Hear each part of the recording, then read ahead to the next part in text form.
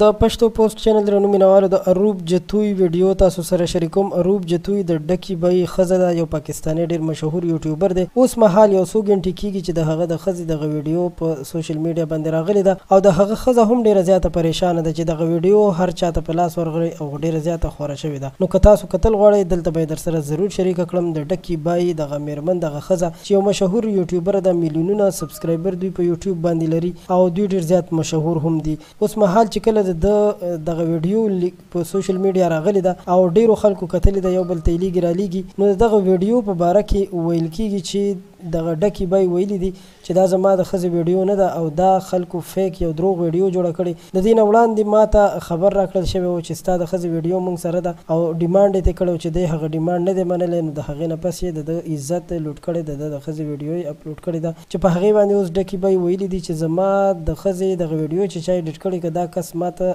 سره د ثبوتونو څوک د ده معلومات راکړي نو زه به هغه کس ته 10 لکه روپۍ هم ورکړم او د هغه نوم به هم پټ وساتل شي او زه به بیا دغه ایډیټر سره قانوني کاروي کوم. نو دوستانو ویډیو به تاسو سره په آینده ویډیو کې شریکوم. تاسو ووایئ چې دغه به رښتیا ویډیو وي او که دروغ به وي.